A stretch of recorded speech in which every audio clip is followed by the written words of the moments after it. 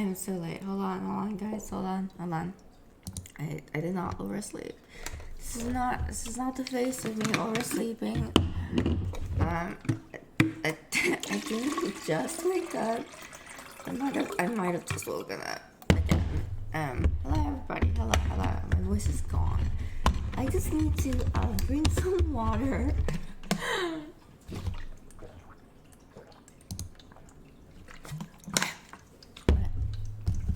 I'm good. Remind me to tell you the story afterward. That. Hello?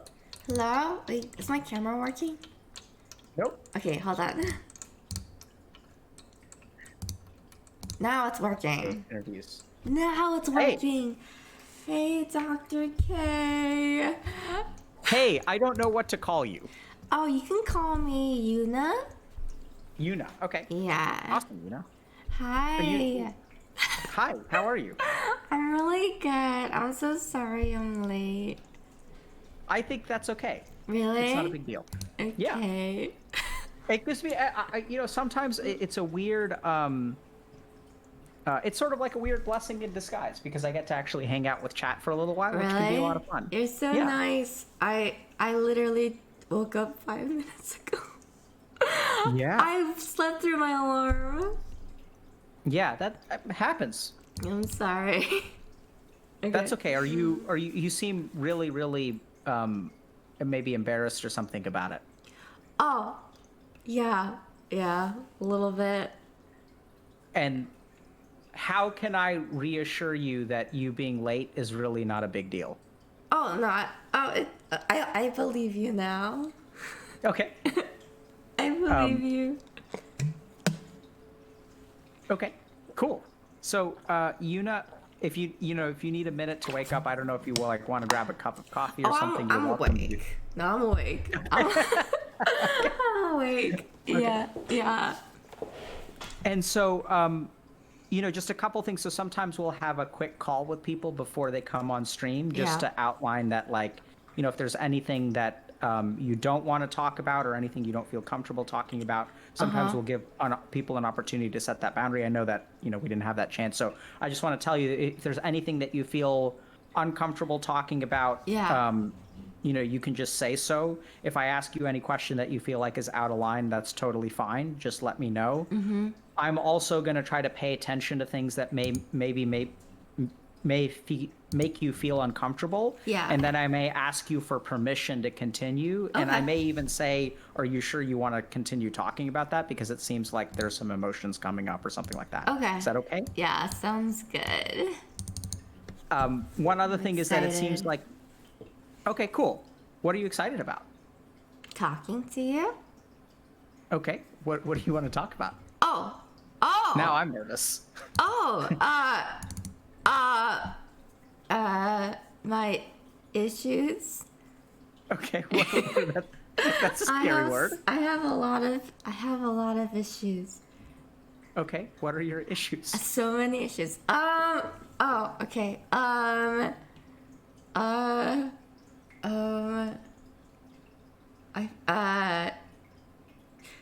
guess I'm a big workaholic. I feel anxiety whenever I hang out with friends or family. Okay. I would say that's like my number one issue. I feel guilty about hanging out with friends, and that's probably why I don't have any friends. Okay. I think I also have I can't really I don't really do well in like a group setting, like a social group setting. So I get a lot of anxiety. And insomnia. I'm a huge insomniac. I can't sleep. And that's about it. Sounds like enough to me. Yeah. It's enough stuff. It sounds actually pretty tough. you know? Um, it's okay. It's alright. I deal with it. I've been dealing with it for a while. So. How long have you been dealing with it? Since like college? High school? Okay. High school, college. And can you tell me a little bit about what high school was like for you? High school wasn't too bad. High school was just like, I would say high school was pretty normal. I had a lot of time to work on my stuff. I didn't really have any friends, but I had one close friend. But she kind of went a little crazy, I guess, because like her parents are super religious, and then she was like super cool with a lot of things, and then her parents kind of took over her and like told her like if she like listens to music or watches movies or does any of like those type of things, they'll like abandon her. And then so like she it was really extreme. And then she and I stopped being friends, and then that was the only thing that was like really like on during high school. Wow, that's kind of wild. Mm-hmm. What's it like to lose your only friend to religious extremism? It sucked. What sucked about it?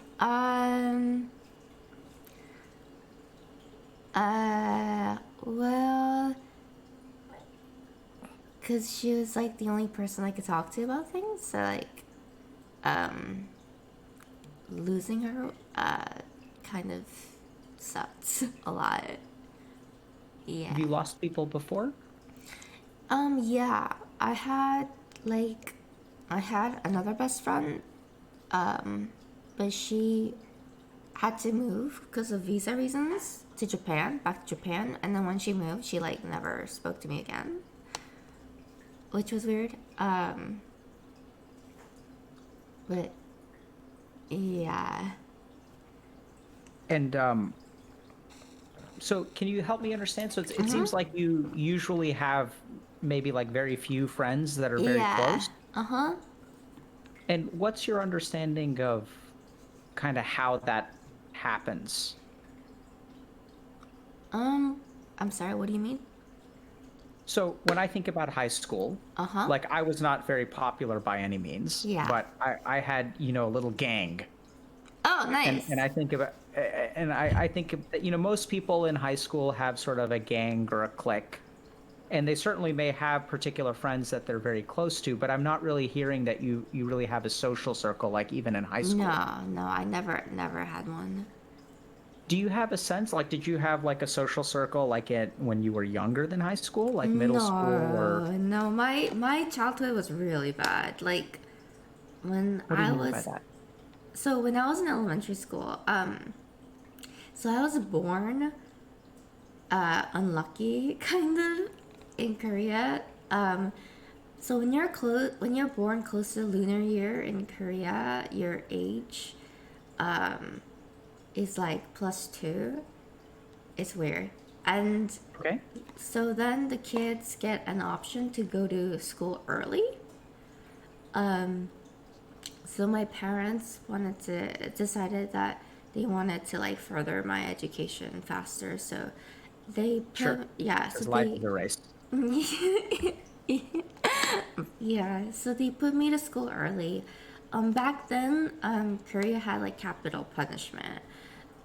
So like I couldn't keep up with class because kids, if you're like back when you're a kid, like 1 or 2 years of difference makes like a big difference, right?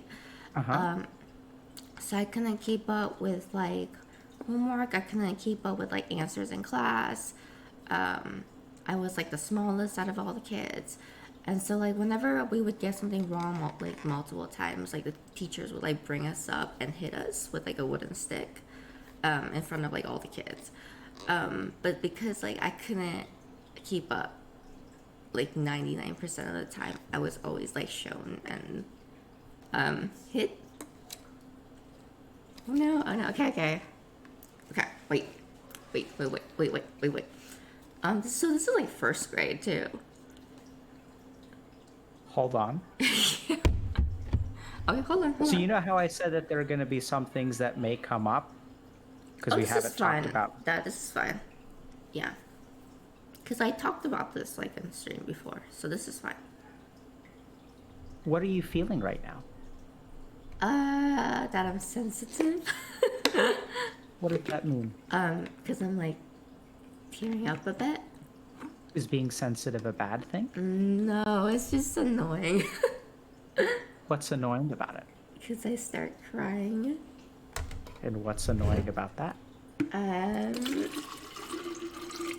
Because it's, I don't know. I guess there's nothing wrong with it.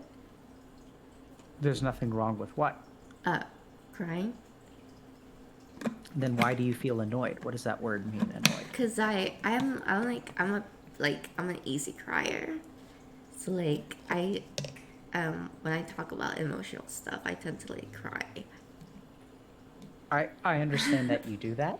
I see that you do that. What I'm curious about is your reaction to the crying. Oh yeah, it's like it's not necessary. Why isn't it necessary? Because it's okay to cry. It's because it's okay to show your emotions. Yeah, so maybe I'm misunderstanding you here, but what I'm sort of noticing is that you cry. Uh-huh. And then when I ask you about crying, you say it's annoying. Oh yeah. So the annoying, and then when you say it's okay to cry, like I'm a little bit confused because it seems like there's a part of you that feels sensitive or annoying or like maybe you're weak or something like that and you shouldn't cry. And there's a part of you that, no, it's totally fine to cry. That's kind of what I'm getting from you. I'm getting kind of mixed signals. Is that accurate? Yeah, for sure. Yeah. Okay. So I know this is going to sound weird, but I think what we're going to try to teach you is that you're okay. Okay. And the weird thing about that is that part of teaching you that you're okay doesn't mean just accepting yourself for crying. It also means accepting yourself for being annoyed at crying. Oh, okay. Does that make sense, or is that kind of weird? Right. So like it's weird, but if you feel judgment towards yourself, like, oh, I'm stupid, I shouldn't cry, I'm too sensitive. I want you to voice those feelings too, so we can learn how to sit with those as well. Okay. Because I think in a weird way, what you're doing is you're doing to yourself what your teachers used to do to you.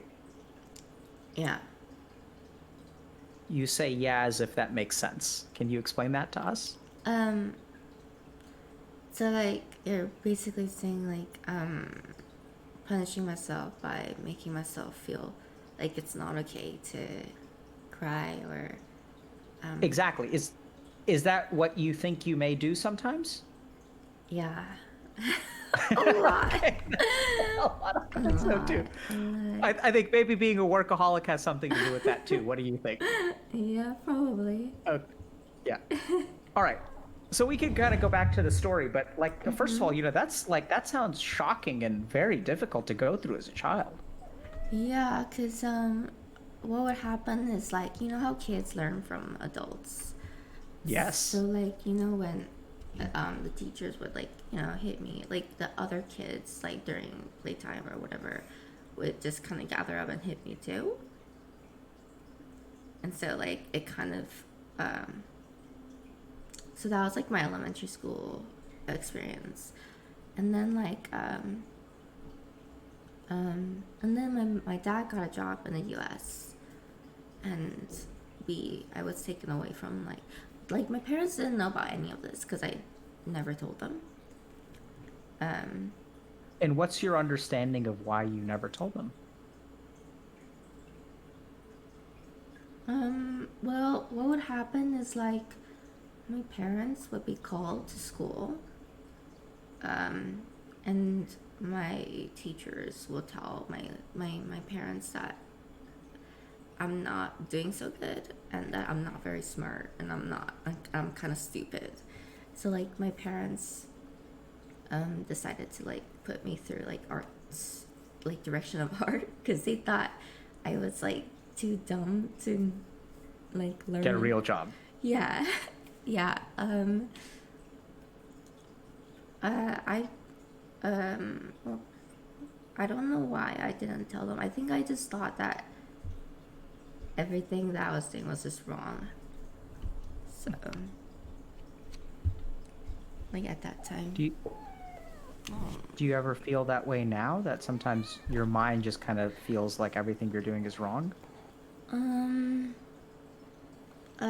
some ways, yeah. In some ways, yeah. Okay. So let's just put a quick pin in that. We can maybe come back to that thought or that feeling later. Yeah. And so what happened when you moved to the US? It was really nice because like I was really shocked that like you can make mistakes and like teachers don't hate you.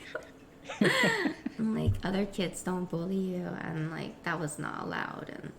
And it was really nice. But you know, I had trouble making friends because of the language barrier, and Sure. but that's when I became friends like with my Japanese friend, and because she was also she also came to the U.S. And we kind of like learned and hung out together. And then how old were you when you moved to the US? 8. And how did you do in school when you moved to the US? I was like, so I have like severe ADHD, so I did my best because like my parents didn't want me to get any like B's. So like I did all right, but I didn't get like straight A's all the time. Mm-hmm. What's your understanding what your cat is doing right now? She loves me. Does she do that? Oh, Or does she just come? She cuddles. She wants cuddles 24/7. Okay. So Yeah. this isn't. It's not like she can tell you're suffering or anything and is coming over to give you some TLC. Sometimes she's timed really well. And I know Okay. like whenever I leave to take out the trash, she starts crying. Like yowling. So I know she's very attached to me. Yeah, she's cute. She's really, really cute. She does seem very comfortable. Yeah, she likes to snuggle like right here when I go to sleep. She's very cute. Awesome. Yeah. And so it sounds like you did okay in school, but your parents put some pressure on you, but you were generally relieved when you moved here. Yeah, yeah. Big relief. And what was it like to have a friend? It was nice. Oh, it was really nice. I remember like back when I was in South Korea, I had like one friend. I managed to convince one friend to come over, or like to convince a person to come over and play and hang out.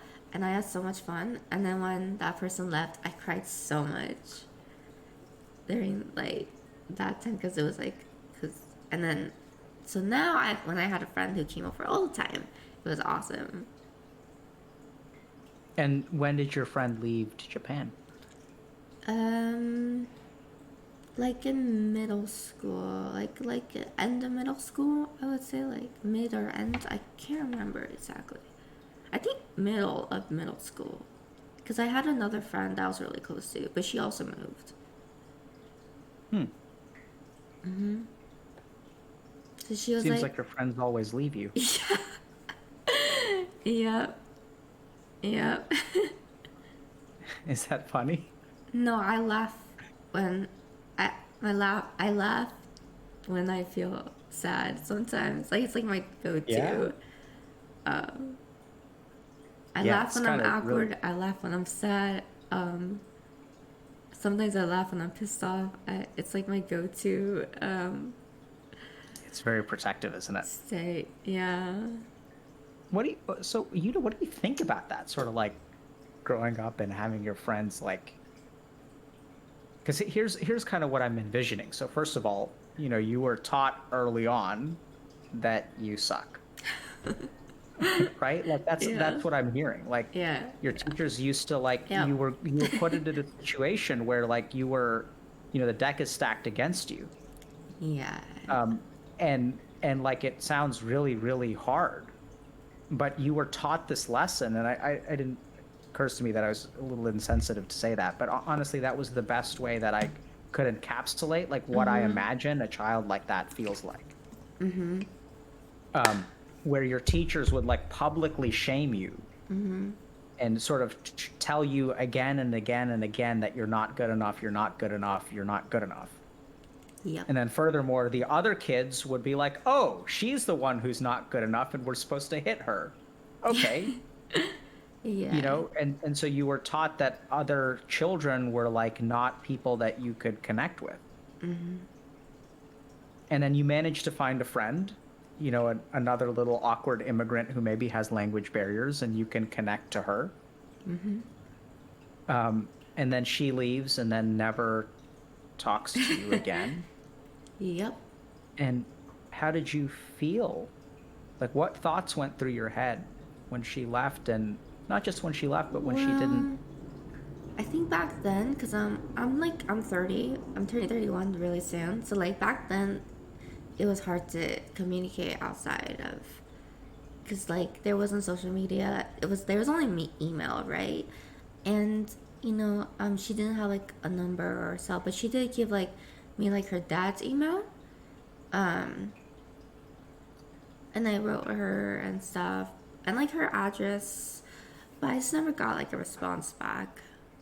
So I didn't really think much of it. I just thought, oh, she probably can't, like, cause it's her dad email or, um, So it sounds to me like you attributed reasons to her not mm-hmm. responding. Yeah, yeah. And is there a part of you that sort of felt like, even though all that stuff may have been true, that she sort of didn't care to respond or didn't care enough about you? Um, I think like, I mean, I guess when I think about it now, it feels like that. I think back then I just kind of, because I tried for like 4 years. It's a long um, time. yeah, so I didn't like, I don't, I don't know. I didn't really think like she doesn't care about me. I just constantly think, oh, she probably just can't reach back for some reason. Okay. And Mm-hmm. so it sounds like you made another friend in middle school. Yeah, I've made another friend, and then but she actually also moved away out of state. And how Um, did you feel about that? Do you remember? I thought, oh crap. um, I was sad about it, but I was like, oh, I'll make another friend in high school. You know, And you made another friend in high school. yeah, I did. I made another friend in high school, and she and I were really close. Were. Yeah, because she kind of just suddenly like became, because she was like, her family was super religious, but she Mm-hmm. herself she was still religious, but she wasn't fanatical. And then like she would hang out with me all the time. We would go watch movies. We would play games. We would listen to music. And like her parents like found out and like told her like, if she continues to watch movies, Mm-hmm. um, listen to music, then they'll like abandon her, like This ostracize her. yeah, like shun her. Yeah. You know, Yeah. this sounds really crazy, but it seems like life conspires to take people away from you. Yeah. Oh, but I don't feel. Yeah, yeah. I sometimes feel like that. That's weird. Is that just, are you just unlucky, or what's going on? Like, how do we understand that? Um, Is it just a feeling? Like, I don't know. how do you make sense? I have no idea. It just happens. Yeah. Do you feel lonely? Yeah. But I mean, I have I have one really close friend now, so like I feel less lonely now because I feel like when I have one, like all I need is like one close friend, Sure. and so now I feel like less lonely, I would say. Let me think about how to say this.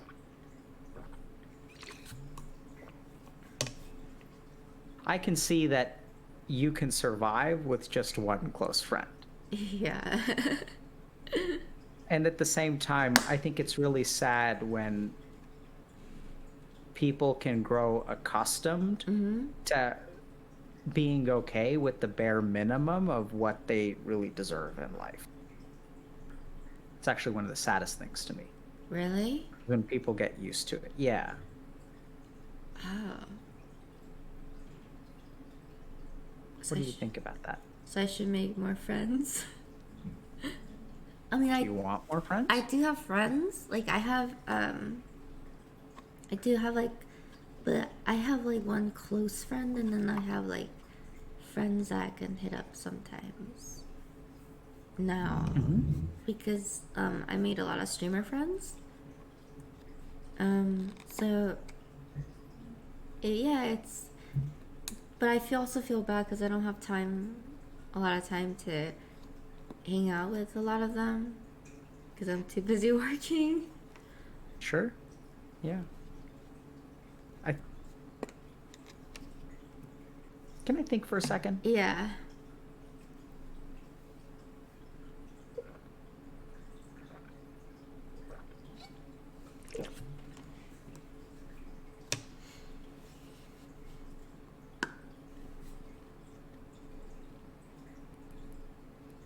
I'm trying to figure out where to go. Can I just think out loud for a second, and maybe you can help me?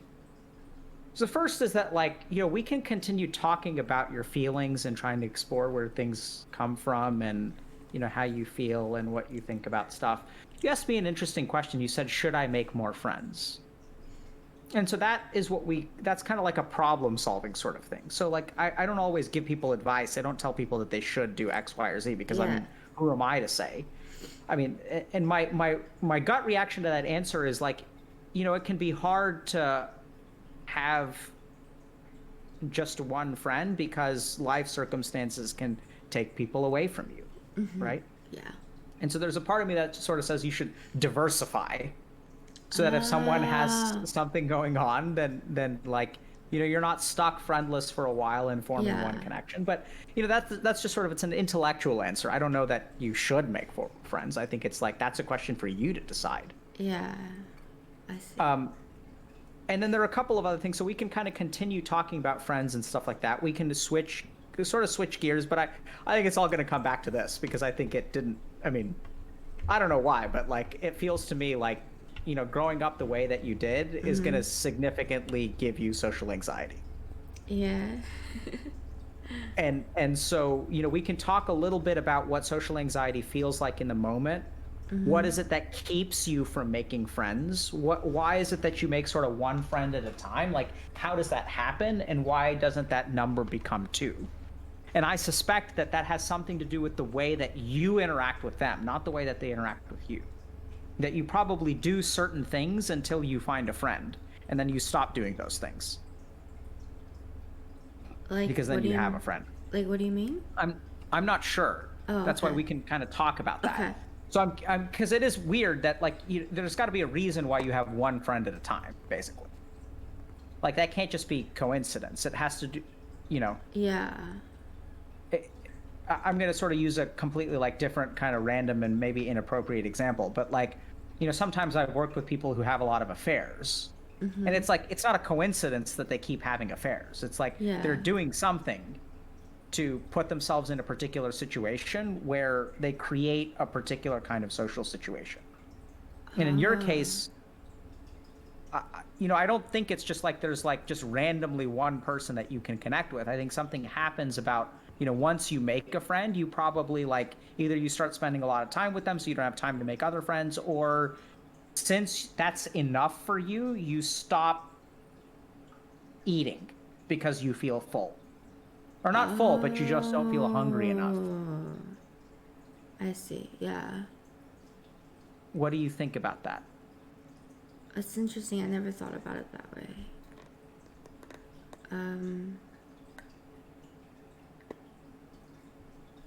I think like for me, what happens is like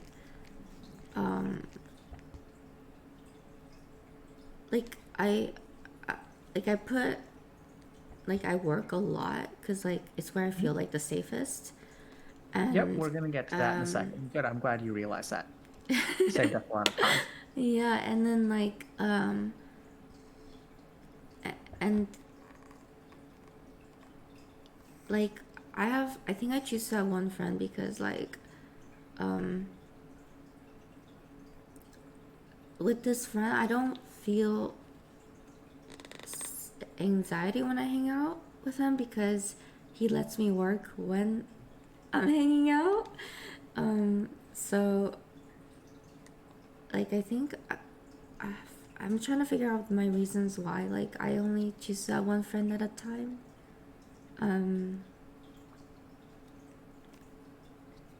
I think it's I don't know because I connect really well when I have like one close friend because I do have like other friends I can hit up.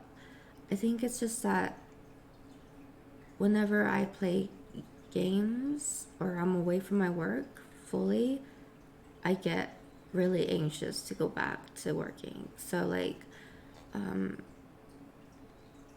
I guess like my close friend understands that. So like when we hang out, I'm still working and he's totally cool with it.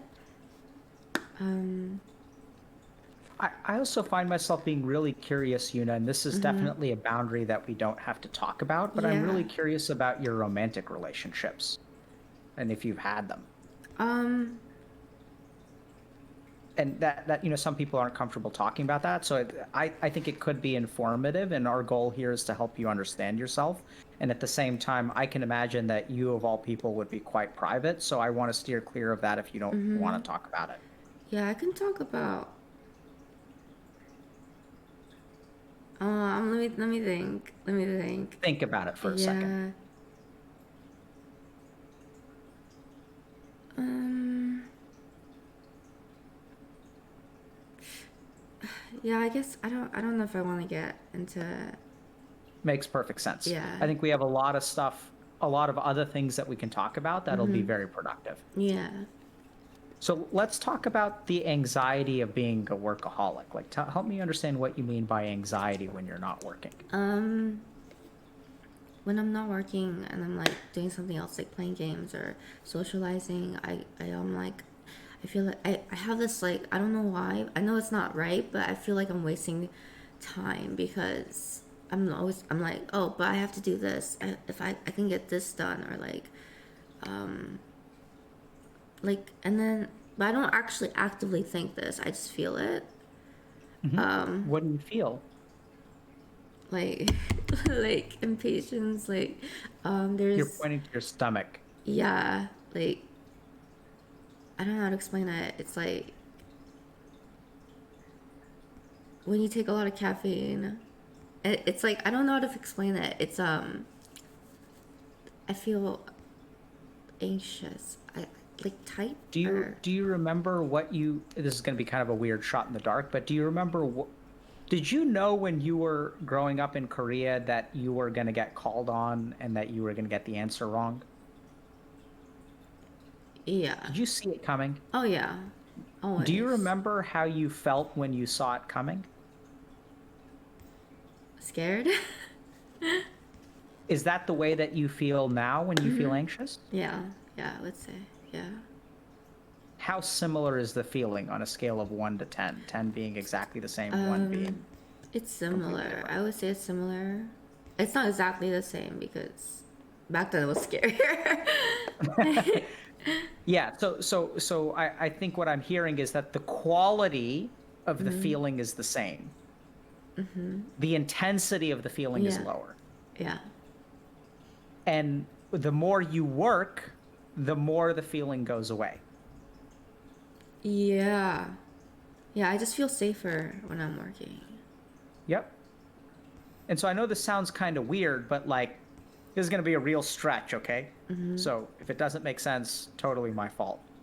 But I think the reason you're a workaholic is because that's the way that your body has learned how to avoid going up in front of the classroom and getting smacked with a stick. I think like I think that it's true, but I also feel like I'm a workaholic because I feel like all my worth is tied to my work for some reason. Yes. Yeah. That's not for some reason, it's the same. I mean, Oh, okay, okay.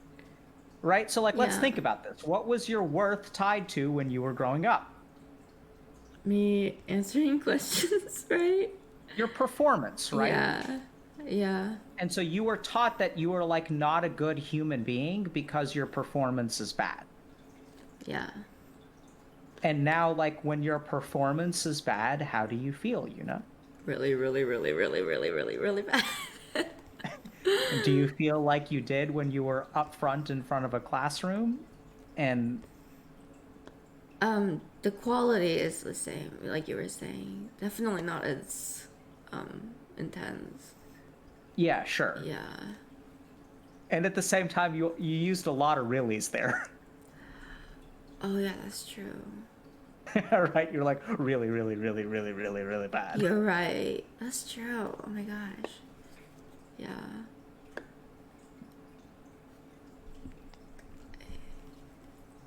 What do you think about that? I just never realized. It's just like it's just like so many connections are being made. I didn't realize it before.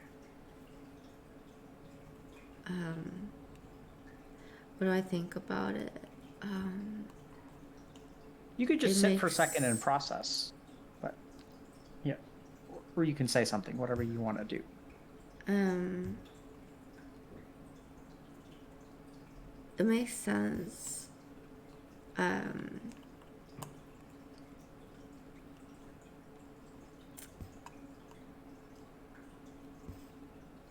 I would say it makes sense, and I guess it's not necessary for me to feel that way. Sure, it is. What do you mean it's not necessary? Help me understand that. I think I'm kind of getting confused. I think my mind No, is staying like my mind is kind of getting confused, I think.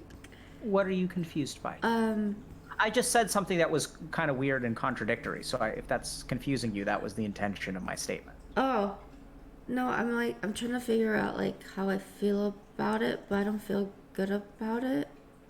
Feel good about what? I don't feel good about that I um punish myself for like Right? not doing well. Yep. So remember when I said acceptance is not just saying it's okay to cry, it's also accepting what? Wait. Accepting that you judge yourself for crying, Yeah. Yeah. right? So I think you're doing the same thing here, where you're judging, you're punishing yourself for whatever the reaction is. It sort of doesn't matter. Yeah. Even in this discussion, what I'm kind of hearing from you is that I think part of the reason that what you describe as confusion, and I can understand why it feels like confusion. Now I really may be confusing you, so apologies. But I think part of what's confusing is that like you're making revelations and you're also judging those revelations and telling yourself at the same time, oh, this should be different.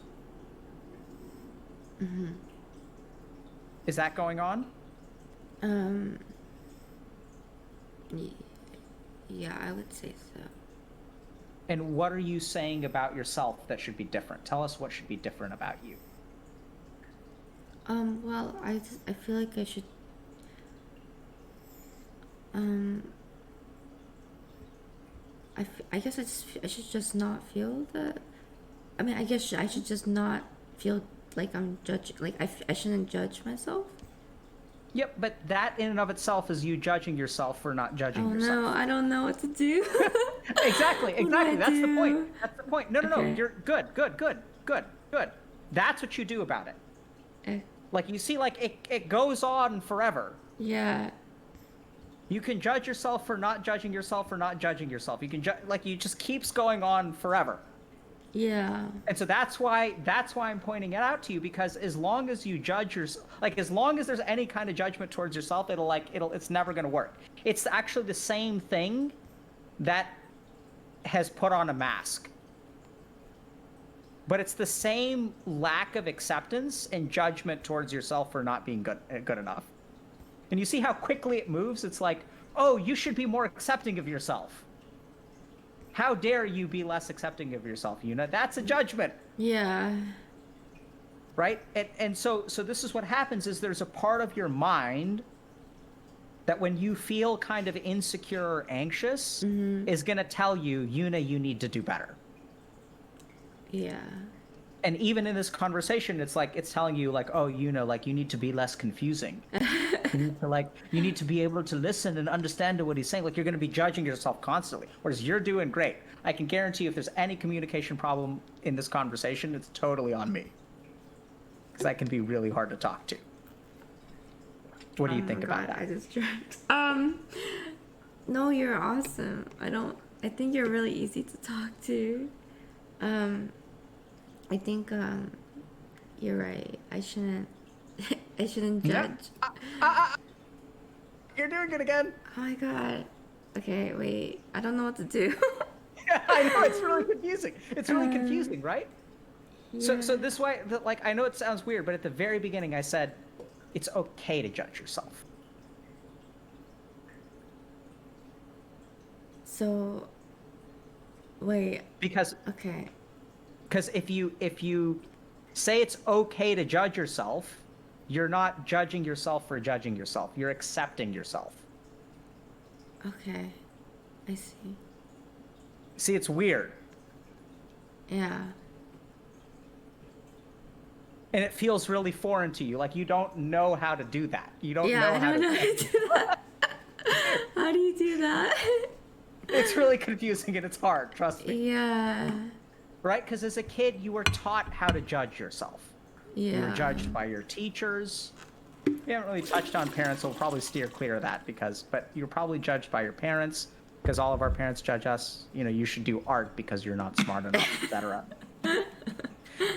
You know, and I mean, they wanted to do the best that they could for you, Yeah. and they, so their heart was in the right place, but sometimes, that can still leave psychological imprints. And so I know it sounds really, really weird to accept yourself. And I know it's going to be really, really confusing for you, but I think it's going to be like really, really transformative when you learn how to do it. Because then suddenly you don't have to be a workaholic. The only friends that... Oh, I like being a workaholic. Yes, you do. So let's talk about nice. that. What feels I nice love about working. What do you love about working? It's fun. It's Okay. fun. It's like, but my work is like my hobby as well. So, I love doing it, and I get really proud when I get proud of the stuff that I create. At the same time, I have a really severe imposter syndrome. So I'm proud of it, but at the same time, I can't be. It's weird. It's like... Yep. It's like, because in my head, I'm like, oh, it's not a big deal because, if I can do it, like, why is it that special? Because I did it, so it must not be that special, because if I can do it, anybody can do it. So I guess Yeah, I struggle with that a lot. I struggle with a lot of like being proud of the things. Like I am proud. Like I tell myself that to be proud of it and to be happy with it. But like I struggle with that a lot because I don't actually feel it. Yep. What do you feel? I don't feel anything. Like I actually like as in like when I make something and I create something and I know it's good, like in my head, I know it's good because you know, I get told that it's good, but like I myself, I tell it to myself, but I don't feel like, oh, this is awesome. Oh, what I created was awesome. I tell it to myself. I don't feel it. I don't know how to explain that. Do you feel like it's bad, or you just don't Yeah, feel anything? yeah. I feel like it's bad because I'm like I shouldn't be so prideful because like, you know, at the end of the day, I mean, I don't know. I keep pushing I keep putting myself down, honestly, like when I think about it, because I always say, like, oh, I shouldn't be that proud because, like, my code sucks. There's so many different ways to make this better. Like, you know, it's so messy. You know, there's so many people that's way better than I am with coding, and so like, why should I shouldn't feel proud of it because at the end of the day it kind of sucks, so I need to do better. I need to fix it. I'm not doing enough. All this stuff goes through Yeah. my head. Right. So here's what I'm hearing is that it's not good enough. Yeah. Right? Because Yuna isn't someone who is good enough. Yeah. So even though so this is the tricky thing is that there's like 8-year-old Yuna or 6-year-old Yuna or 4-year-old Yuna or whenever you started school. And then there's almost 31-year-old Yuna. Mm-hmm. And almost 31-year-old Yuna knows that what she puts out is good. But inside there's like 6-year-old Yuna who like every time she does her best, what happens to her? um she gets like knocked. You know what's funny? I have ADHD, but I want to tell you a funny story. Please. So Love to hear it. one time I found a wooden stick, like a big long wooden stick. I don't know how I found it. It was a big long stick that you like. It's the stick that you used to hit people with, right? Like the same ones that they used in the schools and stuff. I I found the stick, and I was proud of finding the stick, and I brought it to school because to defend myself. And then instead, my teacher took the stick and used that stick to punish me for like the rest of that was like her favorite stick. So yeah, it feels like I don't know why I segued into that story. I just when you told me like how do I feel about me getting hit, like just to yourself, like me getting hit, like I just that one was like the most shocking, like. Yeah, I think that your mind is not ADHD there. I think that is forming a really important connection. That is actually exactly what we're talking about. Because I want to tell you, I'm going to interpret that story for you in a way that, I mean, I sometimes it just blows my mind. So what that story tells me is when Yuna tries to do something good in life, what happens? When she tries to take control, It gets turned around, right? it gets... So every time you tell yourself, I'm doing a good job now, this is good, I should be proud of this. Inside is the girl who's like, we tried to take control, we tried to move forward, we tried to get better, and we got beat. Yeah. Like it's like that's the most important story you've shared, because it's the story that taught you that you can't change your life. Yeah. It's one thing to have your life against you. It's another thing to try to change it and be like beat with that stick for the rest of elementary school. Yep. So like when you tell yourself that like, hey, I'm a good person now. I make content that's good. I should be proud of this code. That's you picking up the stick again. And then there's a part of you that's like, we've been down that road before. It does not end well. Yeah. Who are you to pick up that stick? You better just leave it on the ground. Yeah. Sorry. I mean, I'm not gonna. Sorry.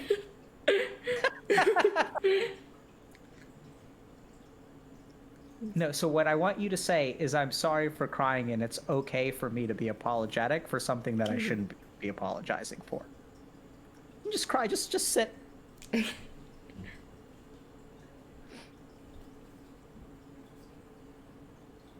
want a tissue or something? Yeah, I'm gonna get one. Sorry.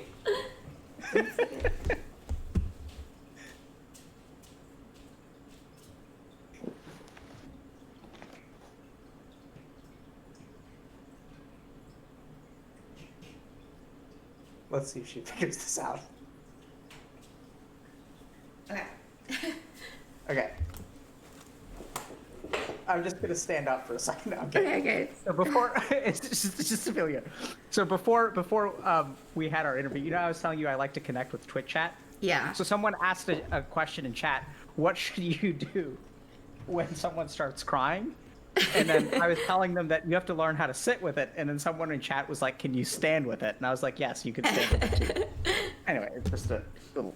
Yeah. But yeah, it's. So what are you feeling now? Why'd you start crying?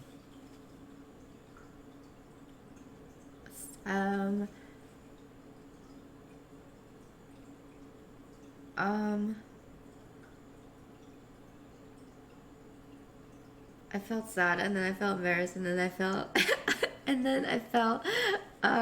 when I said sorry, I felt bad about that, and then I felt so I need to say sorry again, and then I felt bad about that. Yeah, it's like it's a whole cycle. Yeah, and what are you feeling now?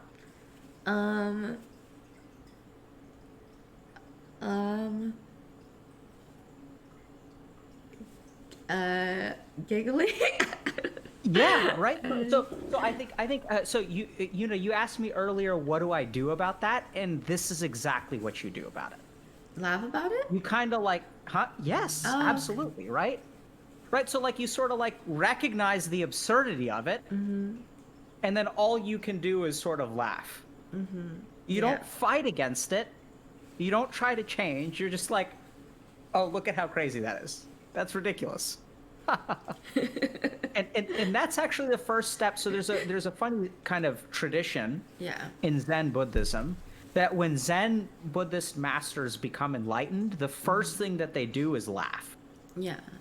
And it's because they realized that all this work that they were doing was never necessary. Yeah. And so as best as you can, just kind of notice it and just be like, okay, like, because at some point I think something magical happens when you stop apologizing and judging yourself, is you wind up laughing. You're like, well, nothing I can do about that. Lol. Lol. Right? Yeah. And then what happens is, I know it sounds kind of weird, but like over time as you learn how to do that, the things that and then what's going to happen is the judgment is going to start to melt away. As you learn how to, like, you're accepting it because you're saying, oh yeah, you're not trying to change anything. You're just sort of saying like, okay, like that's ridiculous. Like that's not going to go anywhere. Lol. Yeah. And then you move on with the rest of your day. And every time you do that, every time you become aware of the cycle actually starts to break apart a little bit. And it's the cycle that I think is really causing you a lot of suffering. And it's a cycle that you've been doing for a long time. It sounds like, 20 plus years. The other thing, Yuna, is that, a lot of times we'll talk for a while. Like we would be sort of like a little bit past the halfway point. But I'm noticing that you've actually I think you've discovered a lot in a very short amount of time. Yeah. And so I'm going to do something a little bit unorthodox, which is I'm going to give you the option to sort of stop here. Like if you feel like this is enough for you to kind of process, and it's not like I want you to pick one or the other, because I still have a lot of things. I mean, you said earlier that, you know, you feel the safest when you're working, and that's just too juicy for me. Like, you know, like I have to ask you about safety and all that. I mean, there's a lot of stuff I'm still super curious about. I think there's a lot to learn, but at the same time, I'm noticing that you've been through a lot and you've kind of discovered a lot in like a relatively short amount of time. And I want to give you the chance to kind of just hit the pause button and kind of process and work through that, and then maybe like we can revisit down the road. What do you think? Keep going or? I want to talk more for some reason. It feels Yeah, nice. go for it. Okay. What do you Yeah. want to talk about? I feel the safest when I'm working. Okay. So tell me about tell me about feeling safe while you're working. Um, I think it's just I think I feel safe when I'm working because I feel like I'm progressing every time I work. It's like, oh, I'm progressing and I'm doing it's helping in some way. And then every time I'm not working, I'm like, I feel like all my stuff that I worked on, like it's like falling apart because I'm not working. Um, and I always like, I'm like, oh, because I spent these 2 hours hanging out with my friends, now my, now, I'm less ahead than I would have been if I spent those 2 hours working. And I know it's wrong, and so I correct myself in my brain, but I have like I keep, Why is it wrong? um, because it's totally fine for you to hang out with your friends. Is it though? Oh, it's not? I don't know. I'm I mean, you're confused. saying that. No, I'm genuinely trying to understand what you think.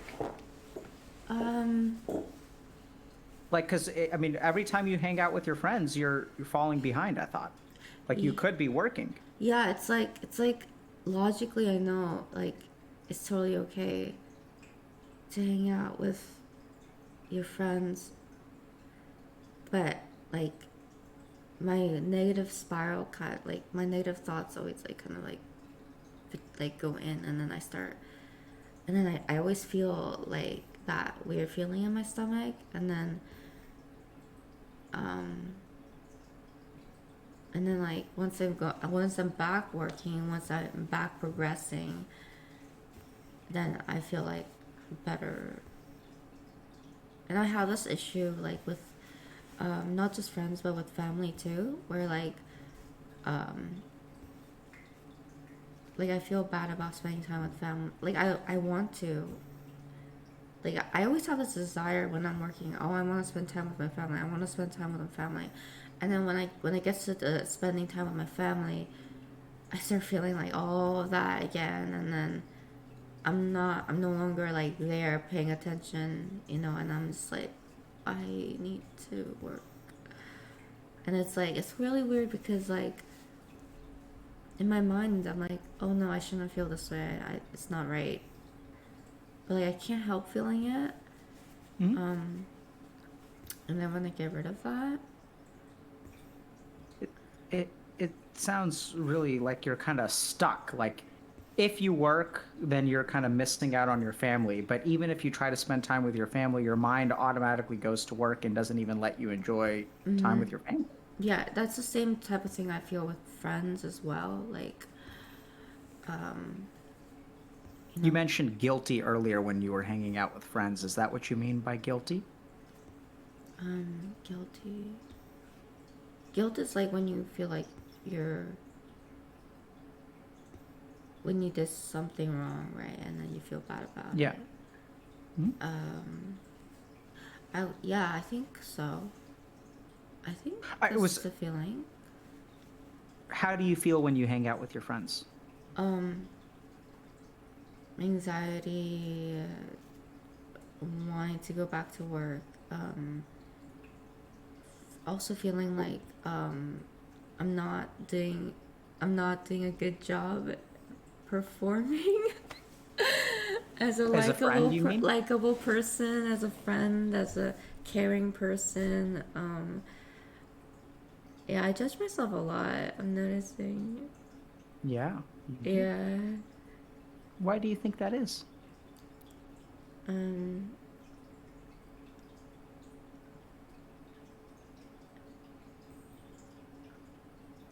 because I always feel like I'm not good enough. Yeah, right. So then the question becomes, why why do you feel like you're not good enough? I think it's just like patterns of my life, probably. Which ones? Help us understand that. The things that happen in childhood. Mm-hmm. Um, when like even when I like made friends, they left without it being our faults at all. Like we never Yep. got into a fight or with circumstances. And then also like with the past work that I had like in career as well. Um, they always kind of made me feel like I wasn't good enough even when I did a good job. And I think one of the uh, I think one of the biggest reasons as well is also like um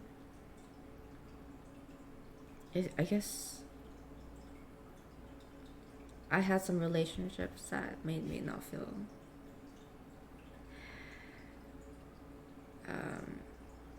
good enough to, since Sure. I was like I did have a relationship where I was cheated on, and that was like not cool, I guess. Sure. Um, I can imagine that. I know you'd expressed a boundary there, so I'm gonna just try to infer a little yeah. bit, And I just because you also shared something. had a Can I just workplace, yeah. no, go Oh, for it? Sorry. uh, workplace stuff as well. Whenever I outperformed, I was like, I had in my opinion, man, I don't know if I should go into this either because, um, I think I would just go very simply. Like whenever I outperformed at work, Mm-hmm. um, Whenever you there picked up the was stick. there was never, I don't know, like it was, I don't know if I should go into like how I was Sure. treated in my last job, I in my want you to last think few really. jobs. We're going to pause for a second. So, one of the really important things about these conversations is that they're supposed to be on balance for your benefit. Yeah. And so I certainly don't want you to share anything that could negatively impact your life in some way. Yeah, yeah, yeah. So if you want to Yeah, maintain we can. relationships with people, so I Yeah, wouldn't talk about that yeah, if that's a yeah, concern that you yeah. have. I think we've got plenty. Okay. So I can try to infer a couple of things, okay? So one is that, and when it comes to a romantic relationship and getting cheated on, I can imagine that would feed this cycle that you have of your head telling you you're doing good enough and it's not your fault. And then some of the business down here telling you like I can imagine, like, because you talk about this conflict that you have where like up here you tell yourself it's enough, I can hang out with my friends, I do a good job, I should be proud of what I do. And then like in here and then in your stomach you've got these other feelings that are like, no, it's not good enough, like you're not actually doing a good job, like anyone could do this. And I can imagine that your romantic relationships feed that fire of Yeah, your head telling you one thing and then your stomach telling you something else. yeah, And so you feel safe when you work. working is nice. It Yeah. feels nice to work. What feels nice about it? Um, I'm doing something that I love. Um, Mhm. I also feel like if I, for some reason in my head, like I also have like these thoughts of like I can't depend on other people, but I can. I know like I can. Like I think I have like control issues when it comes. Like I can control my work. I can make it good. Um, You don't have control issues. You don't know how to trust people because all of your friends have abandoned you. yeah. I mean, I don't Guess. mean to be like too blunt about it, but Yeah. like, right? Mm-hmm. And I think when you say control issues, what I think that probably means is that you feel like you need to be in control of every little thing with your work. Is that what you mean by control issues? Oh, actually, no. No, actually, Oh, no. Actually, you're right. missed It's that one. not. It's not really a control issue. I think what you said was more Okay. correct. It's more that I feel safe in my work because like it'll never leave. I guess. Mm-hmm. Um, and also like I just can depend on it because it's just me myself. I guess. Mm-hmm. And like I can depend on the fact that if I do like if I work hard, then I can make something awesome. Um, and like it'll be there for me. And then um, yeah, I guess that. And then with like people, it's like um, I guess I don't think you can depend on them to be there for you. yeah. I think that's like the I mean, feelings like I think. yeah. I mean, I thought you said something pretty profound when you said your work will be there for you, Yeah. right? Sounds Mm-hmm. very safe to me. Yeah, I like working.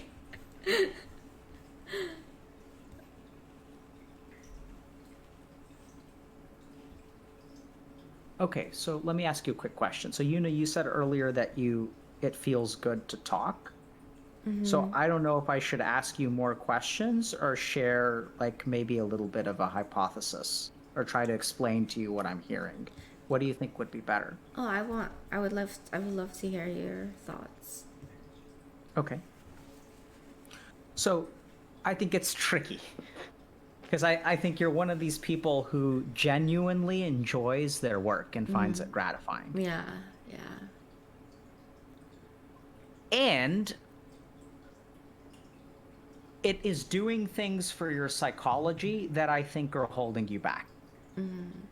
So the mind does this a lot where like we'll find one thing that works for us and then we'll do it to excess and then actually like hurt ourselves in the process.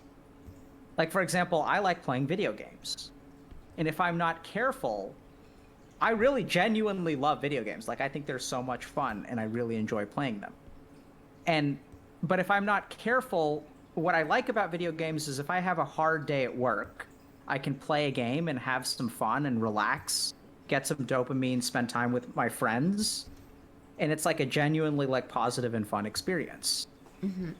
And I can also use video games as an escape, Yeah. right? I can start to rely on them to like turn away from some of the things that I don't like about my life. And I'm hearing sort of the same thing from you about your work. That there's a lot of genuine pride, there's a lot of genuine fun, that a lot of times when you work, it doesn't even feel like work, Yeah. which is awesome. And you're lucky and you're grateful and all that good stuff. And at the same time, work is a safe place that allows you to not face certain things because those things are painful. What do you think? Yeah, I agree. So, what's painful outside of work? What feels unsafe outside of work? Like, you mean like my feelings? Sure. Um, You. I guess just What like is it? Hmm? I would say the feelings I feel and the negative thoughts that I get. Um, I would say that that feels unsafe. Are there particular thoughts that you have outside? Like, so like I'm envisioning a particular day where, maybe someone messages you and they're like, hey, do you want to hang out? And then Yeah. in your mind or in yourself, in your whole being, you have this little war Yeah. where there are some thoughts and feelings that are telling you one thing. And then what happens is you're like, no, no, no, I'm going to work instead.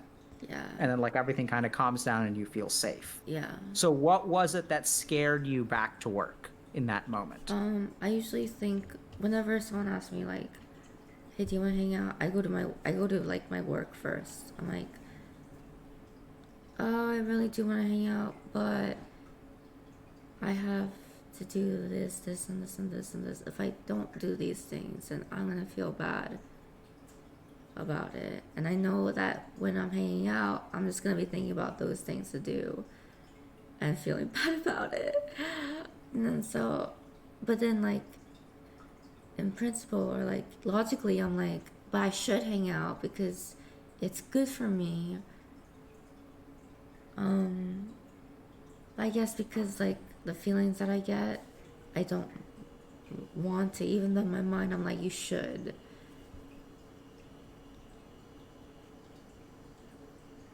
Can I think for a second? Yeah. I'm going to drink some water too. Yeah, water. Okay, this is going to sound weird. Okay. Maybe a little bit unsatisfying. Okay. But unfortunately, I actually have an answer for you. Okay. So I think I know like how to fix this. I say this rarely because usually things are complicated and I usually am wrong. But for whatever reason, I don't know if it's just because you've been really, really open. You shared that story like really early. Like I think you've been incredibly authentic. I think you're also incredibly insightful. And even your subconscious mind is like working to solve these puzzles for you. Like you came up with that story about the stick that you picked up, which I think is like the best story to help us understand what that feeling is. Like when you try to rise up and you say to life, no, I'm not going to take the shit that you give me. Life is like, sit the fuck down. Right? Like when you get a friend, your friend is like, adios, I'm going to Japan and you can try to contact me for 4 years and you'll never hear from me. And oh, you have another friend and it turns out that their parents are religious fanatics and they can't see you anymore because you listen to music together. Yeah. How dare you, Yuda? Yeah. Right? So that's the story. And so it makes sense. It makes perfect sense to me that you have the feelings that you have, that you carry around this idea that you're not good enough, that work feels safe because you can rely on it because it's a computer and not a human being that's going to abandon you. Right? Yeah. And so like, I get that it feels safe. And I get that like there's a logical part of you because, we're going to try a couple of interesting meditation exercises in a second. Okay.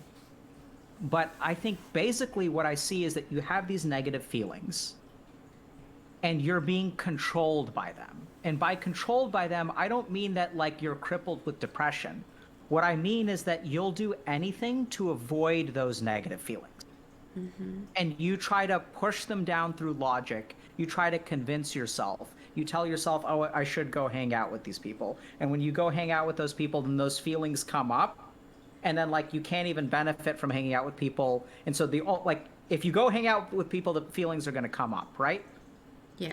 So the only way you can get rid of the feelings is to workaholic. Yeah.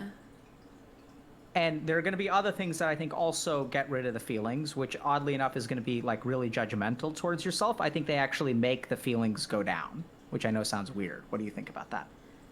That's interesting. I would like to know. So when you beat yourself up, what happens to the feeling in your stomach?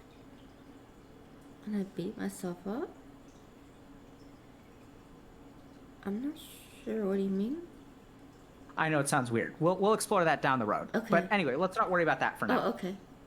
So the main thing though is that when you work, it calms down the feeling, right? Yeah. There's so many things that you do to calm down those feelings. And those are the things that make it hard for you to live life. Does that make sense?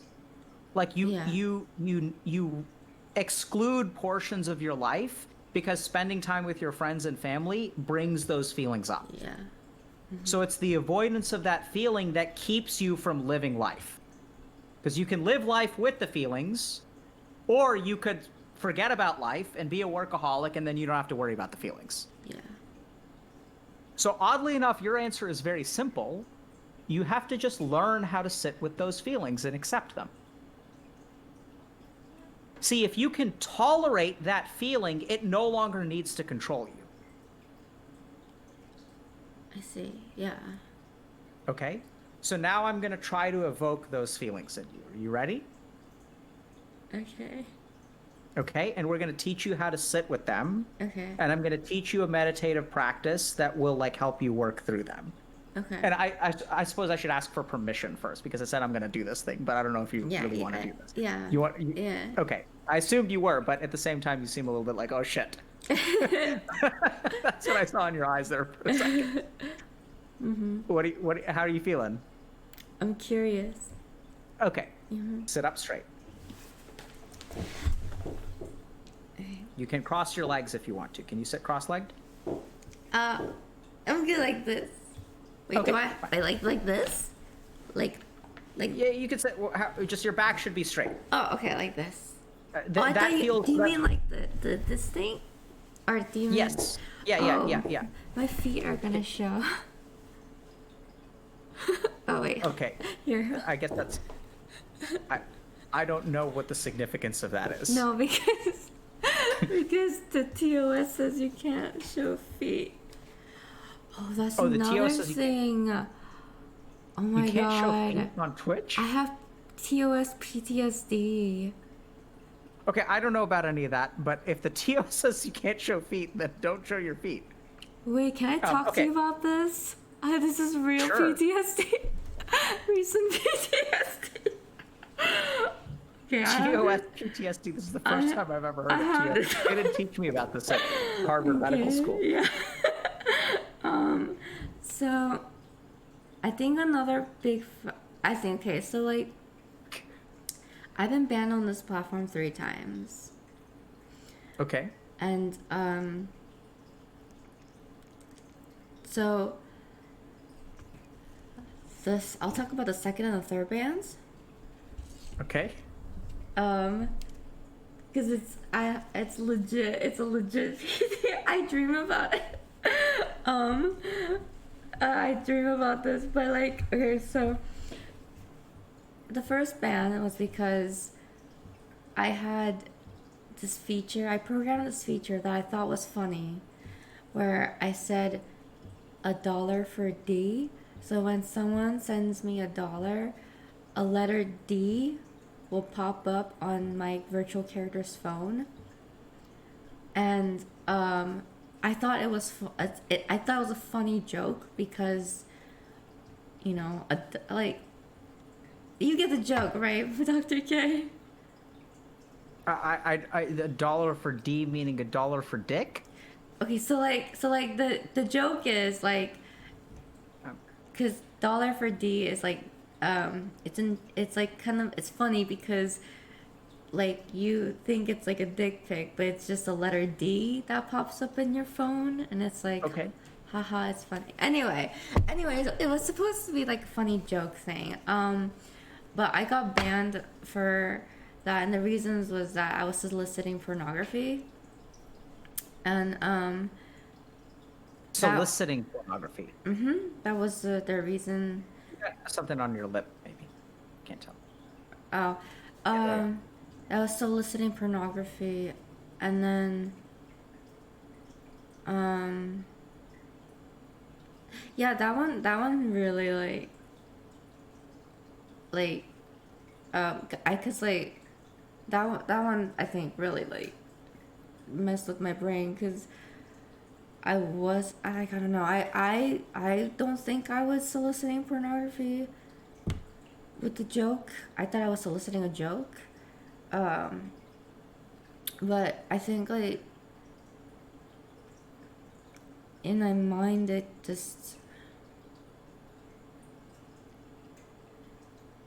okay, so my third ban, I'll talk about my third ban. My third ban was because, so I do this interview type podcast. I bring up the streamer in my world, and we talk about things. And one of the topics that we wanted to get into and talk about was sexual harassment towards female streamers. And she told me she collects emails and messages, and she has it in the folder, and she shares it on her stream. And I asked her if we can show it on my stream, and she was totally okay with it, because we were on the topic and I wanted to talk about female sexual harassment, because I think it's an important topic. So she sent me one screenshot, I pull it up, I read it, we discuss it. She sent me another one, I pull it up, I read it, we discuss it. Unfortunately, that second screenshot had the person's first and last name and email on it. And that's what got me banned. And like I couldn't figure out what it was, because when I got banned, like I couldn't figure out why I got banned when I got banned, because in my mind, like, I didn't do anything wrong. But then when I was told what happened, I was like, oh, that makes sense, because like when I was showing the screenshot, I never thought, oh, this is like a real person and I'm doxing a real person. Sure. You know, in my mind, I think it's a hate mail. It's not. It's obviously using like a username alias. Like that's kind of the thoughts I have in my head, right? And but I guess I think like that whole experience of getting banned 3 times, when I myself didn't see myself as a toxic streamer, like, but it feels like because I got banned 3 times, like I must be a toxic streamer, like I must be not wanted on the platform. And I think it kind of just reiterates like my pattern, I guess, of like I try really, really hard on something and you get punished for it. And I get punished for it. And like I have PTSD from it, because I dream about it, because like the last dream I had, it's kind of funny. The last dream I had, I wanted to get pizza, and I had a pizza flyer, and I showed my chat the pizza flyer, unbeknownst that the owner's first and last name and number was on the pizza flyer. And then I showed it to chat and I got banned for it. And I was so upset in my dream.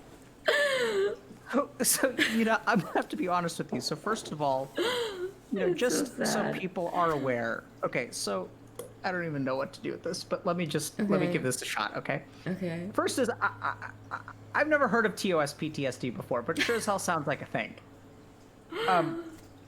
It's interesting, because when we look at the features of PTSD, hypervigilance and nightmares are actually 2 parts of it. Like, they're 2 parts of the diagnostic criteria. So I think, we toss around the word PTSD a lot, or the phrase. Yeah.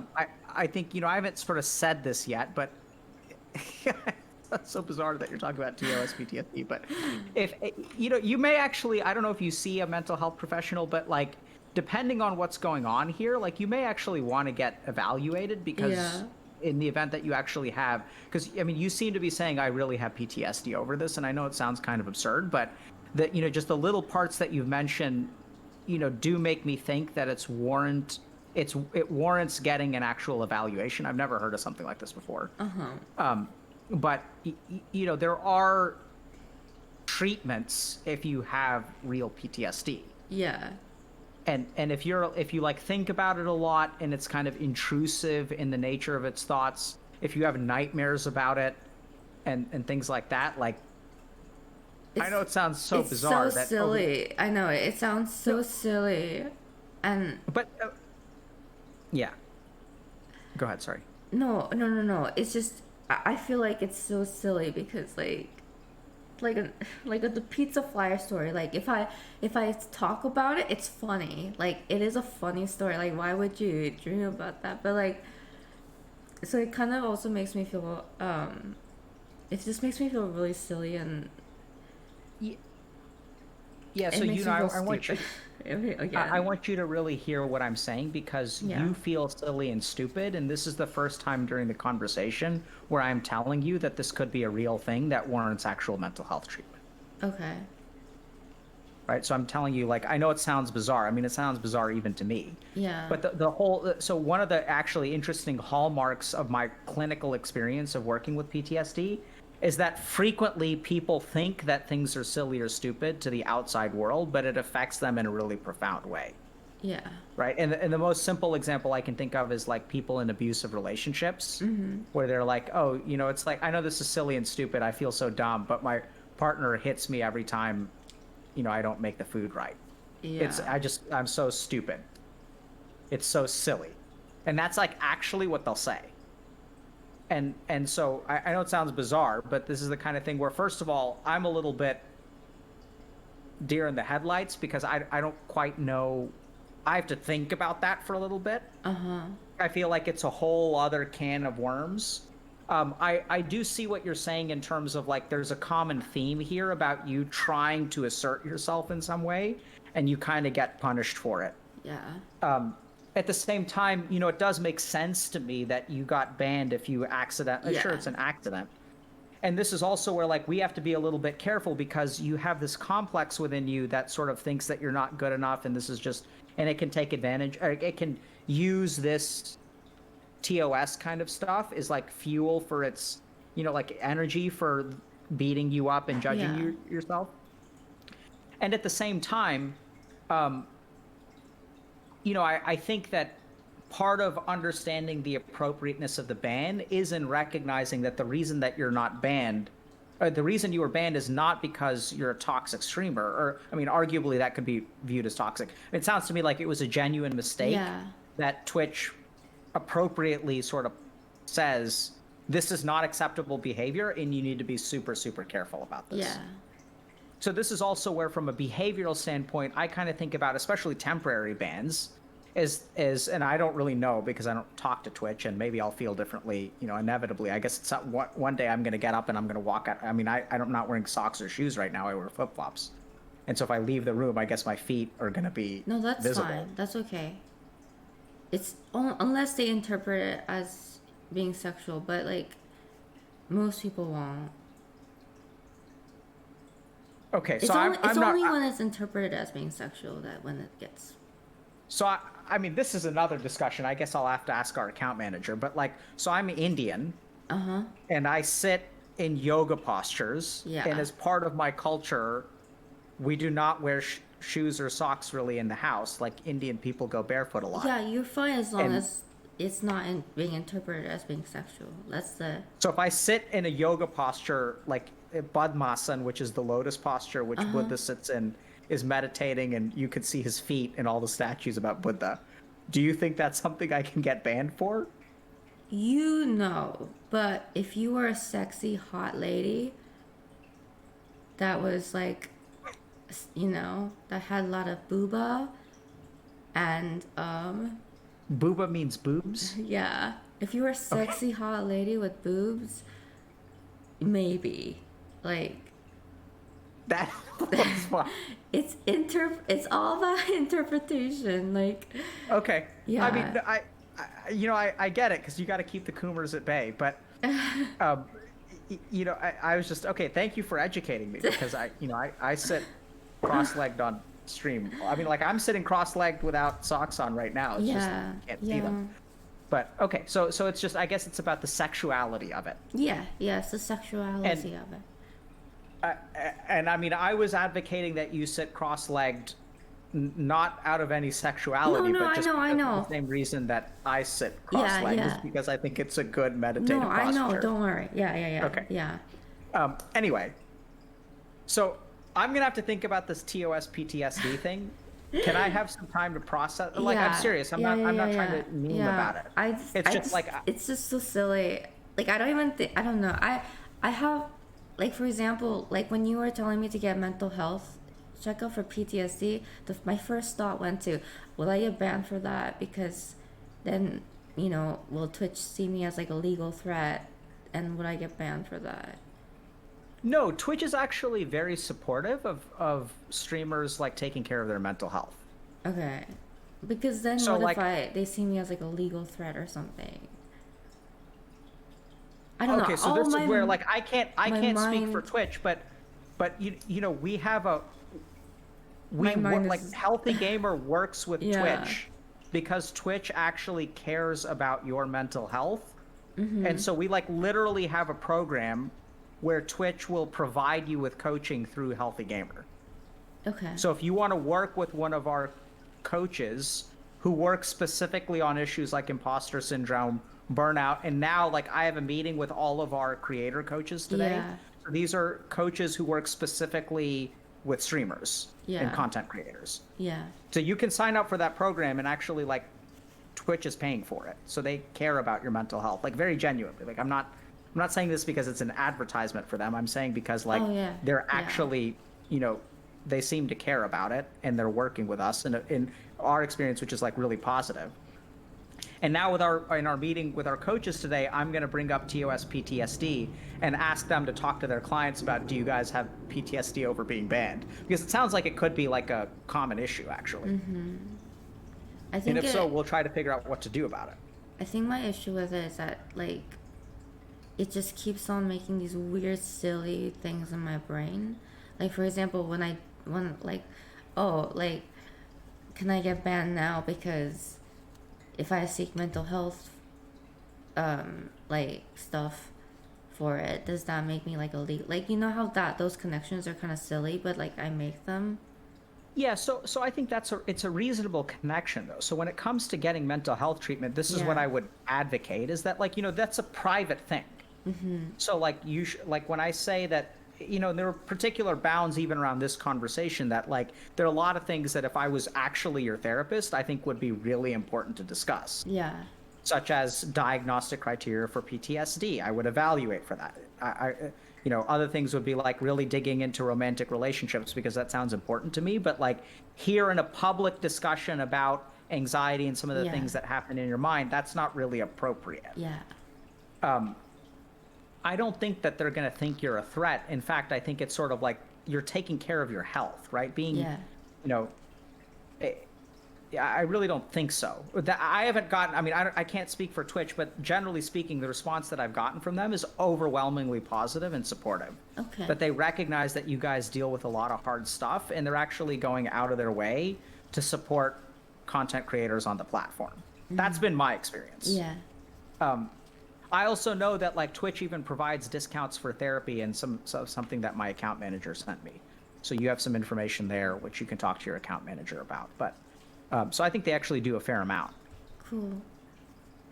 And I can't imagine that they would punish people for, you know, they're like trying to provide you, like trying to. Me saying that was more of me telling you that I think it's silly that I make those. Oh, I see. thoughts. That's the example of an irrational thought. Yeah.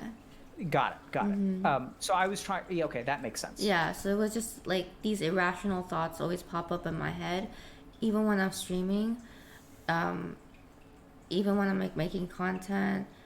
All these irrational thoughts just pop up and make weird connections, and it's been like one of the biggest things that's been kind of holding me back from like who I was before. When I perform on Twitch, and it's something that I've been like really frustrated with.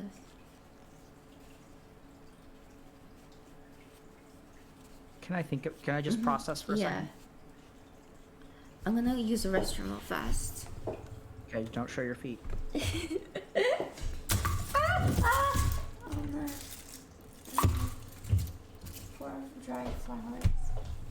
Oh,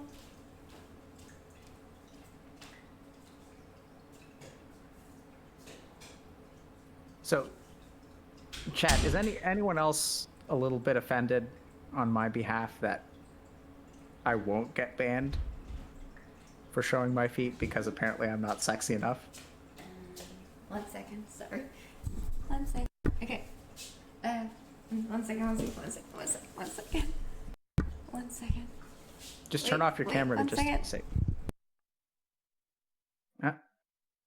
I can't hear you now.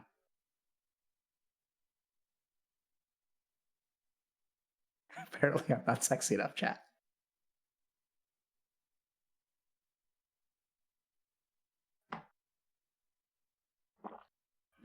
My mic's still working, though.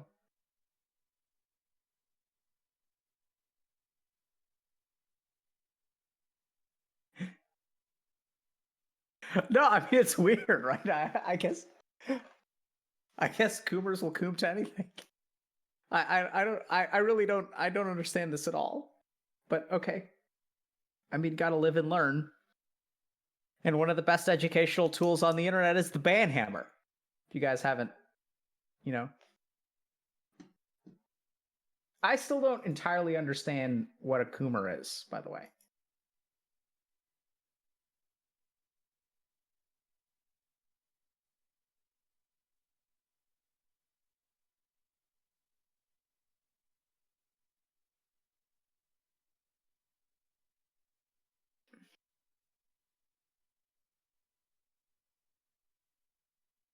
Yeah, so, you know, at some point we could talk about lust.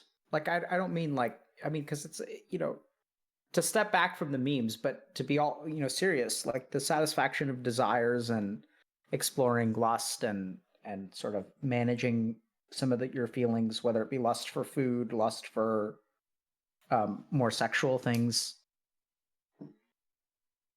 Important topics. Very important.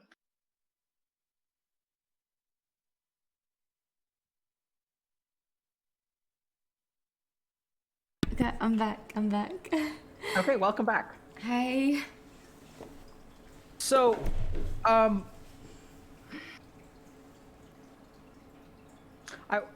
gonna have to think about some of the stuff more. Yeah. Yeah. You know, I think there's something really important that you just said about who you were before and the thoughts that you have that keep you from being yourself. Mm-hmm. Like, it's almost like they, you know, it sounds like they're very intrusive and kind of disruptive and dominating in terms of like affecting you. Mm-hmm. It's not just a thought that comes and goes. It's like you're trying to live your life, and then this thought comes in and it kind of really disrupts your joy and your tranquility. I also feel like a bit like I don't have control over my work as well anymore, because in a way, because sometimes I work really hard and then I'm like, oh, but like I'm probably gonna get banned, so like why am I trying? Like I have these irrational thoughts that like always kind of like pop up, and I think it's just kind of, it's like it's just been a pattern of my life, and it's like whenever I, what's the pattern? It's like whenever I take control of something and do really well on something, I get knocked down, and like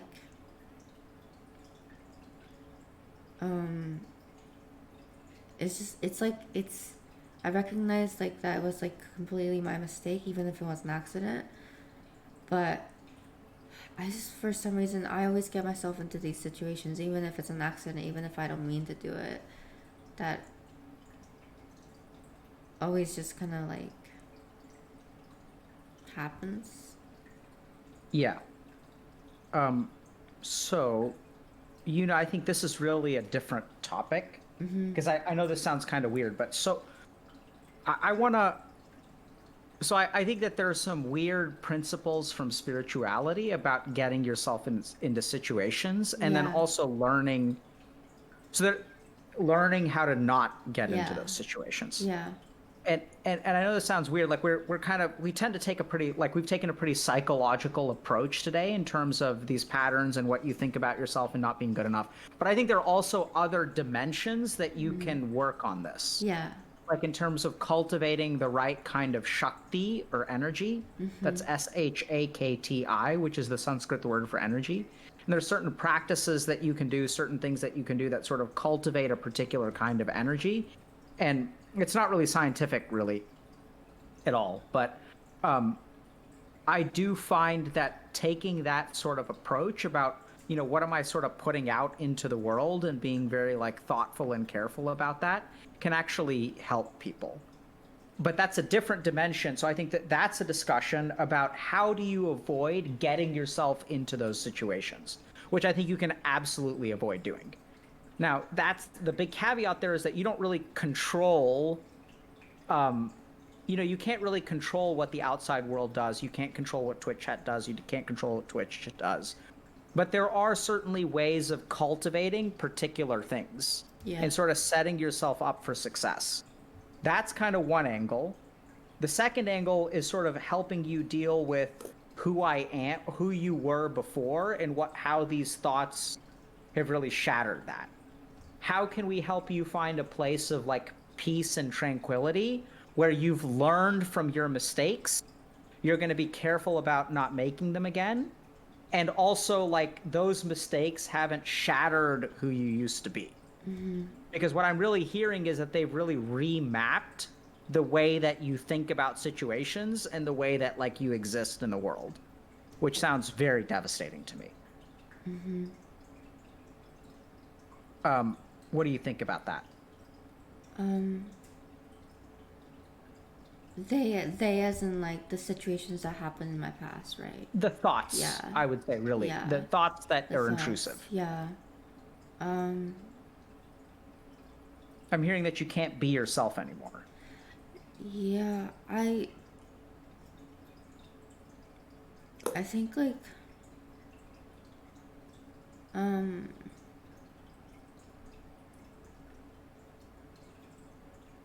I think it's just that I get influenced too easily by outside situations. That's like for example, like I have hard time recovering from things that shouldn't be that big of a deal, I guess.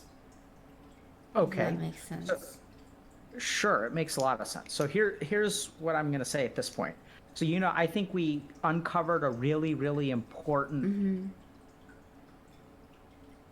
understanding of a little bit about how you work. Yeah. Especially in like the first hour of the conversation. Yeah. And I feel like we're opening up a couple of doors. Yeah. And I'm a little bit hesitant because I feel like there's some important lessons which I'd really like to drive home with you. Yeah. So that you can start to make progress with like spending time with your friends and family. Yeah. And if it's okay with you, I'll table everything else. Yeah. And teach you a little bit of meditation. Yeah. I don't mean to say that this stuff isn't important. It really does sound important, but I think like let's try to work on one problem at a time. I told you I had so many issues. You did. I have so many issues.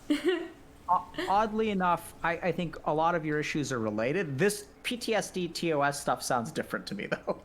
I think that's related, though, because I think I have I think I have PTSD from it because of situations that happened in my past. Like, okay. Because the thing is that I think it's the whole because I work so hard on my stream. Like, it's my entire life. Literally, the things that I've created is literally, like, my entire life. And it's something that I thought I finally had control over. And, the dollar for D thing, I could never... I just could not foresee that one. And, like, in my mind, I just could not foresee, like, that a letter D would equate to pornography as me selling pornography. Like, I still to this day, I still have trouble making those links. And like, I think it's just that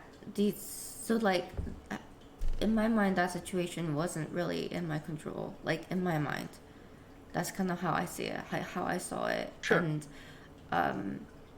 I work, like, my stream is my life, and I put so much into it.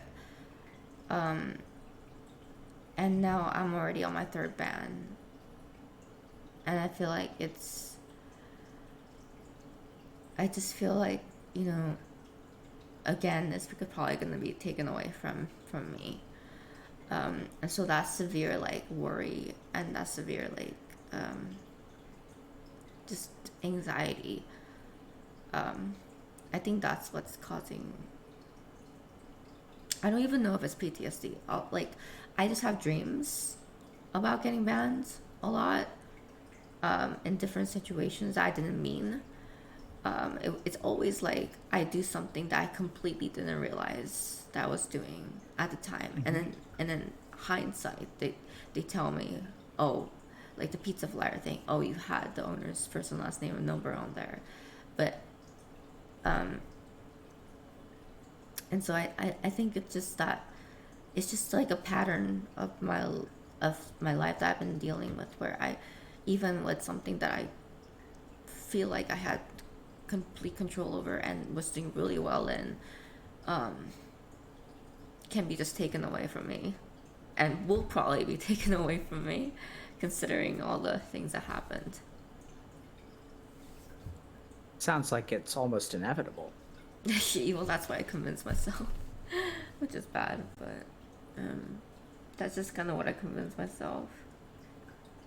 I like what you did there. What? So you said, that's what I convinced myself of, and it's Yeah. bad. Yeah. You didn't say, I shouldn't do it. Did you notice that? I don't know if you were thinking it, but just right there, you sort of just stated what you felt without judging yourself for feeling it, Yeah. which I think is progress. But I'm also seeing that this is like feels really, really important to you, and I'm getting a sense of, the train is coming down the tracks and you're kind of stuck on the tracks kind of thing. That no matter what you do, that this is going to happen. It's just like it's just a pattern, It's just, I even like now when I feel like I'm doing really well, and I'm in my mind, I'm like, in my brain, I'm like, oh, I think I'm successful, or not successful, but I think I'm doing really well. I tell myself I shouldn't enjoy it because it's gonna hurt too much when it's like ripped from me. Yeah.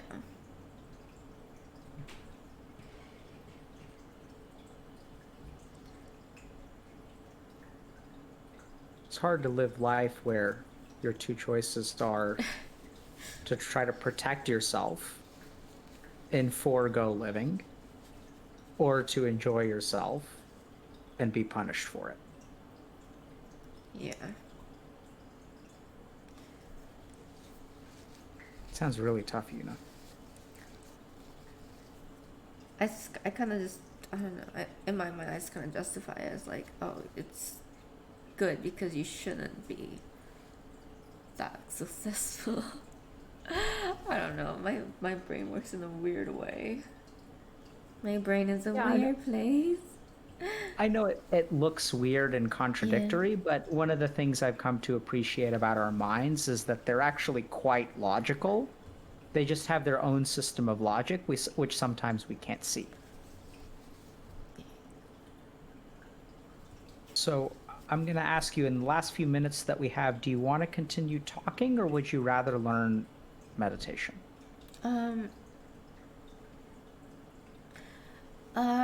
What is your recommendation, Mr. Dr. K? My recommendation would be that you learn meditation. Okay. But what I'm picking up from you is that you still have a lot more to say. I think ultimately it's I have so many issues. Your time. Yeah. So this is where I kind of say this, and sometimes people think that I'm doing this as kind of a disclaimer or whatever, but I really think, you should either sign up for our content creator coaching program, or go see a mental health professional and just sort of get evaluated. Yeah. And they may be able to help you with social anxiety or PTSD or things like that. And I say this as a psychiatrist, like I think it would be very appropriate for someone like you to come into my office and say, hey, here's what I'm concerned about. Yeah. And like, I think it's very reasonable and an appropriate thing to explore about whether this is, really PTSD or not. Yeah. And in terms of meditation, I mean, I think that meditation is good because I'd like to teach you a practice to learn how to sit with yourself. Yeah. And especially sit with those negative emotions so that you don't have to work on them. But I'm sort of feeling like now it's kind of artificial. Why? But I mean, the meditation. But anyway, it's okay. But so if you really want to learn, I'm happy to teach you. Wait, why is it artificial? I felt like it was a lot more appropriate before we opened this other thing up, and it feels a little bit distant to me from the current topic of conversation. That's all.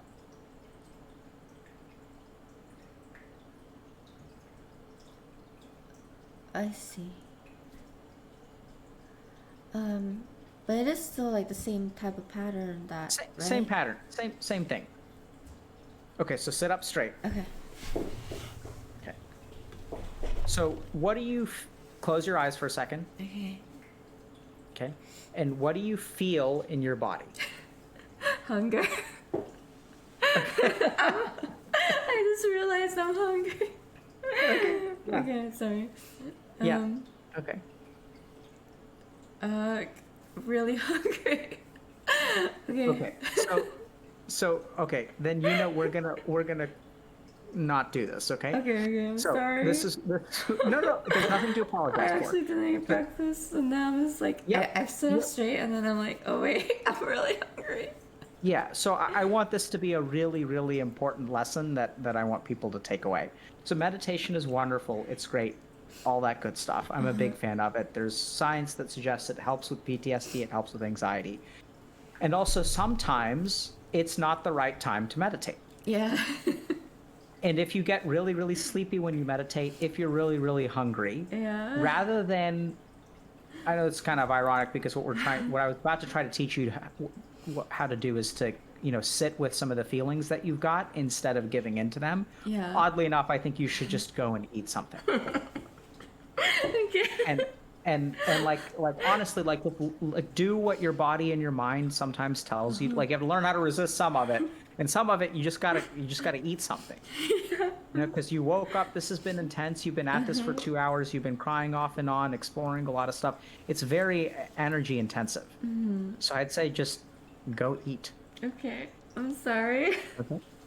No, it's fine. I feel like I ruined this interview. I think Let me be very careful with Okay. my language. Okay.